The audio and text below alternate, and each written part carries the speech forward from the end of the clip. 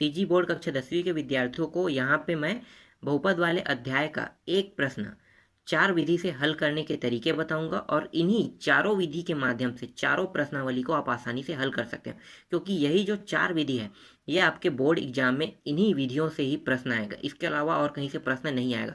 तो देखो और सीखो कि आप एक प्रश्न बनाने के बाद आप चारों प्रश्नावली को कैसे हल कर सकते हैं।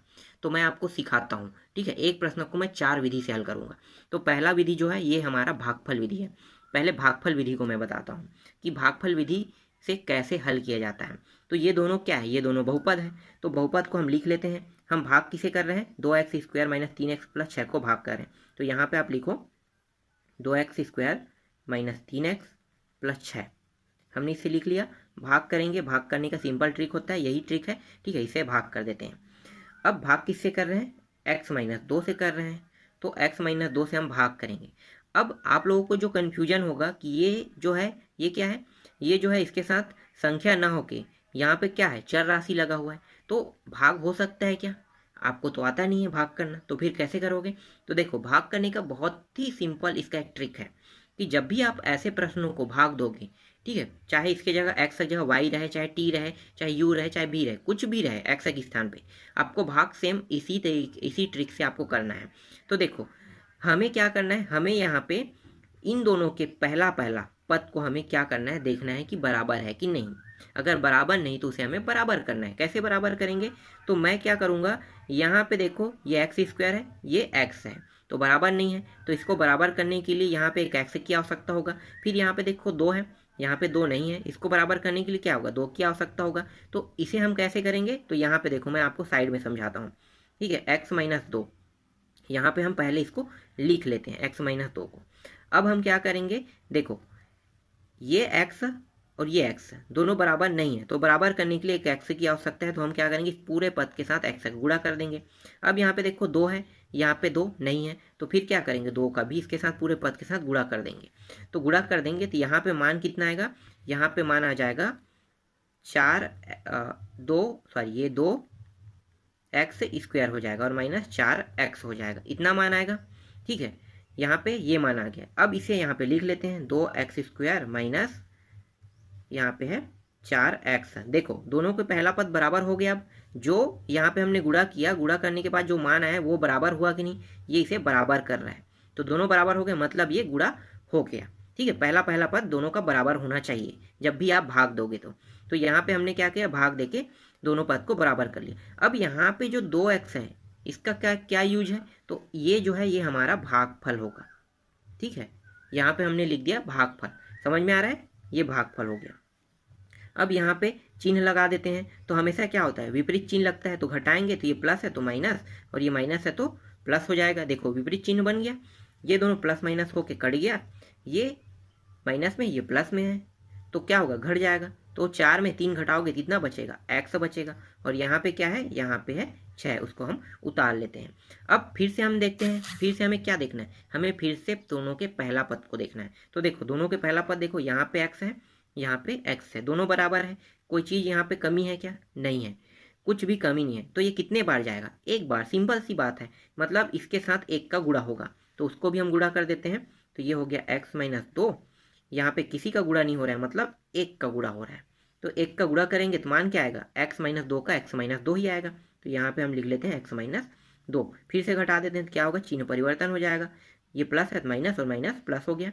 ये दोनों प्लस माइनस होने के कारण कट गया, और ये दोनों दोनों प्लस प्लस होके जुड़ गया, तो ये आ गया +8 आ गया। ठीक, समझ में आया। शेषफल कितना आया, +8। अब भागफल कितना है, तो ध्यान दो, ये वाला जो मान है वो भागफल होगा, प्लस में कि माइनस में, प्लस में है ना, तो ये +1 हो जाएगा।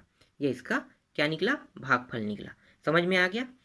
इस तरह से प्रश्नों को हल करते हैं। तो शेषफल यहाँ पे प्राप्त हुआ 8, और भागफल कितना प्राप्त हुआ, 2x + 1 प्राप्त हुआ। समझ में आ गया भाग करने की ट्रिक। हर प्रश्न को आपको ऐसे ही हल करना है। आप इस ट्रिक को आजमा के देख लीजिए, बिल्कुल आपसे आसानी से हल हो जाएगा। अब मैं आपको दूसरा विधि बताता हूँ, ठीक है। दूसरा विधि है शेषफल विधि। इसी प्रश्न को मैं शेषफल विधि से हल करूंगा। तो मैं लिख लेता हूँ शेषफल,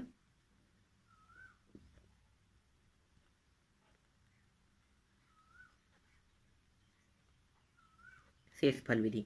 शेषफल विधि में मैं पूरा प्रश्न फिर से लिख रहा हूँ। तो ये हो जाएगा 2x² माइनस 3x प्लस 6 और ये हो गया gx बराबर x माइनस 2। इसे हम पहला समीकरण मानते हैं, इसे हम दूसरा समीकरण मानते हैं। देखो शेषफल विधि में आपको कैसे हल करना है, अभी हमने भागफल विधि से हल किया, अब शेषफल विधि से भी मान सेम टू सेम यही आएगा। शेषफल विधि में मतलब हमें सिर्फ शेषफल का मान निकालना है। जैसे शेषफल कितना है, ये 8 है ना, तो यही 8 हमें प्राप्त करना है। शेषफल विधि का यही नियम है। तो शेषफल विधि से देखो कैसे हल होगा। यहाँ पे जो दूसरा समीकरण है ना, इसमें हमें ये वाले मान को कुछ मान लेना है। तो gx को हमने माना 0, आपको हर बार आपको 0 ही मानना है इसको, gx को शेषफल विधि में। तो इसको हमने 0 माना, इस 0 के मान को कहाँ पे रखेंगे, इस दूसरे समीकरण में। तो ये हो गया 0 और ये हो गया x माइनस 2 हो गया। इस 2 को हम इस पर पक्षांतर कर लेते हैं। तो ये हो जाएगा 2 प्लस माइनस है तो क्या हो जाएगा, प्लस हो जाएगा और यहाँ पे x बस बचेगा।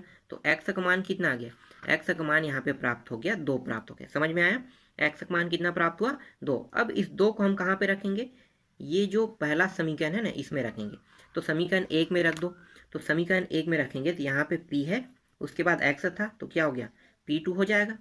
फिर यहाँ पे देखो 2 है और यहाँ पे x है, तो उसका वर्ग भी दिया हुआ है, तो ये रहा x और ये वर्ग दिया है तो वर्ग हम लिख देंगे। फिर यहाँ पे 3, जहाँ जहाँ पे x है वहाँ पे हम कितना रखेंगे, 2 रखेंगे। तो हमने यहाँ भी 2 रख दिया और प्लस ये 6 जैसा है वैसा रहने दो। आगे हल करते हैं तो ये हो जाएगा 2 और 2 दूनी 4 हो गया, वर्ग करने पे 4 हो गया। ये हो गया 3 दूनी 6 हो गया और प्लस ये हो गया 6। इसको आगे हल करते हैं तो ये हो जाएगा 4 दूनी 8 और ये हो गया माइनस है, ये प्लस है, दोनों कट गया। ठीक है, तो यहाँ पे क्या बचा, सिर्फ बचा है 8। ध्यान देना कितना बचा 8, और यही क्या है, इसका शेषफल है, यही इसका आंसर है। समझ में आ गया, शेषफल विधि से ऐसे प्रश्नों को बनाया जाता है। चलो तीसरा विधि यूज कर लेते हैं, गुणनखंड विधि है उसको देख लेते हैं। तो चलो गुणनखंड विधि क्या होता है मैं आपको बता देता हूँ। गुणनखंड विधि, ठीक है, गुणनखंड विधि से एक प्रश्न लेते हैं। तो गुणनखंड विधि से एक प्रश्न लेते हैं तो ये हो गया x² माइनस 3x माइनस 4। इसको हमें गुणनखंड करना है। कैसे गुणनखंड करोगे, देखना, जब भी गुणनखंड करोगे तो आप बीच वाले पद को 2 हिस्सों में तोड़ोगे। तो तोड़ने के तरीके आपको पता होना चाहिए। जब हम इसे 2 हिस्सों में तोड़ेंगे तो इसका जो मान है ना, तोड़ने पे ये 3x होना चाहिए, मतलब माइनस जो 3x है इसका माइनस 3x आना चाहिए, और इन्हीं दोनों संख्याओं का अगर गुणा करें जिससे हम तोड़े हैं तो उसका मान 4 प्राप्त होना चाहिए, तभी वो मान सही होगा। तो ध्यान देना कैसे तोड़ोगे, देखो इस 4 के हिसाब से मैं अगर तोड़ता हूँ इस बीच वाले हिस्से को, तो मैं अगर 4 गुणित 1 कर देता हूँ तो कितना प्राप्त हो गया 4, और इसी को अगर मैं -4 और +1 करता हूँ तो कितना प्राप्त हो गया -3। तो देखो ये प्राप्त हो रहा है, इसका मतलब क्या है, मैं इस ट्रिक का उपयोग कर सकता हूँ। तो यहाँ पे x² माइनस ये हो जाएगा 4x प्लस x, ठीक है, इस एक को हम x भी लिख सकते हैं। इसके बाद यहाँ पे 4 को इस तरह से लिख लो, जोड़ा बना लो। हमने जोड़ा बना लिया, देखो इन जोड़ों में से क्या क्या बाहर निकल रहे थे, यहाँ पे x, यहाँ भी x है, x उभयनिष्ठ निकल गया, बचा क्या, यहाँ पे एक x बचा और यहाँ पे 4 बचा। यहाँ पे देखो इन जोड़ों में क्या निकल रहा है, कुछ भी नहीं निकल, इसका मतलब एक बस निकल सकता है, कुछ नहीं निकलने का मतलब होता है एक निकलना। जो है उसको लिख लेते हैं x माइनस 4। अब ये जोड़ा फिर से देखो, ये कोष्टक के अंदर, ये भी कोष्टक के अंदर और सेम सेम है, तो ये x माइनस 4 इसको हम ले लेते हैं, और ये जो बचा है इसको हम दूसरे कोष्टक में लिख लेते हैं x प्लस 1। यहाँ पे x माइनस 4 को पहले बार हल करेंगे 0 के साथ मैच करके, तो x का मान यहाँ पे प्राप्त हो जाएगा, कितना प्राप्त होगा 4, ठीक है, माइनस से क्या हो जाएगा प्लस हो के इस साइड आके 4 होगा। इसी तरह से x प्लस 1 को 0 के साथ मैच करते हैं तो यहाँ पे x बराबर कितना प्राप्त हो जाएगा -1। तो x के दोनों मान प्राप्त हो गया, x का एक मान है 4 और एक का मान है -1। तो इस तरह से गुणनखंड किया जाता है। आपको गुणनखंड विधि समझ में आ गया। चलो एक विधि और है उसको भी देख लेते हैं। चौथा विधि क्या है, चौथा विधि जो है वो शून्यांकों का योगफल और शून्यांकों का गुणनफल ज्ञात करने वाला विधि है। तो इस विधि में हम एक प्रश्न देख लेते हैं। तो कोई भी प्रश्न ले लो, 2x² माइनस 3x प्लस 6, ठीक है, इसको हम ले लेते हैं। अब इसका हम क्या करेंगे, हम शून्यांकों का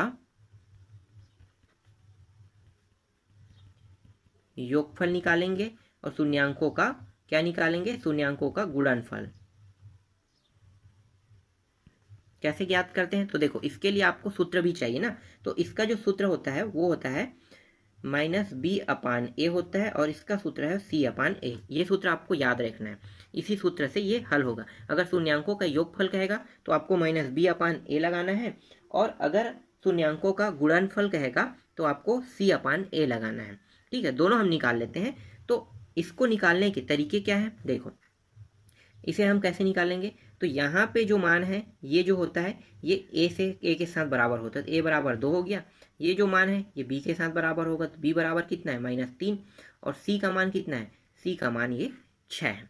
ठीक है, तो इस तरह से ए बी और सी, ये ओरिजिनल में इस तरह से नहीं होता है, ये होता है वर्ग समीकरण। ठीक है, आप समझो कि इसे वर्ग समीकरण A X square plus B X plus C. ठीक है, इससे हमें तुलना करना होता है इस वाले को। ठीक है, दोनों की तुलना कर दो। तो देखो यहाँ पे एक्स है, यहाँ पे एक्स है, दोनों कट गया, कितना आ गया, ए बराबर 2 प्राप्त हुआ। यहाँ पे अगर तुलना करते हैं तो बी एक्स कट गया, यहाँ भी कट गया, तो बी बराबर कितना प्राप्त हो गया, -3 प्राप्त हो गया। और सी के साथ तुलना करेंगे तो देखो सी और 6 बस है यहाँ पे, तो ये दोनों कट रहेगा, नहीं कटा तो सी बराबर 6। तो इस तरह से इसे तुलना करके हम मानों को निकालते हैं। तो ए बराबर 2 इस प्रकार से आया, बी बराबर -3 और सी बराबर 6 इस तरह से प्राप्त किया जाता है। ये समझ में आया। अब शून्यांकों का योगफल निकाल लेते हैं। तो शून्यांकों, एक सेकेंड, शून्यांकों का योगफल। ठीक है, शून्यांकों का योगफल कैसे ज्ञात करोगे। तो देखो शून्यांकों का योगफल का सूत्र क्या है, माइनस बी अपान ए। माइनस बी का मान कितना है, -3, तो ये रहा -3 और इसके पहले माइनस लगा है, और ए का मान कितना है, 2 है। आगे हल करो तो ये माइनस माइनस प्लस हो जाएगा, 3/2 आ जाएगा। ये शून्यांकों का योगफल का आंसर है। इसी तरह से गुणनफल का निकाल लेते हैं। गुणनफल का सूत्र क्या है, सी अपान ए।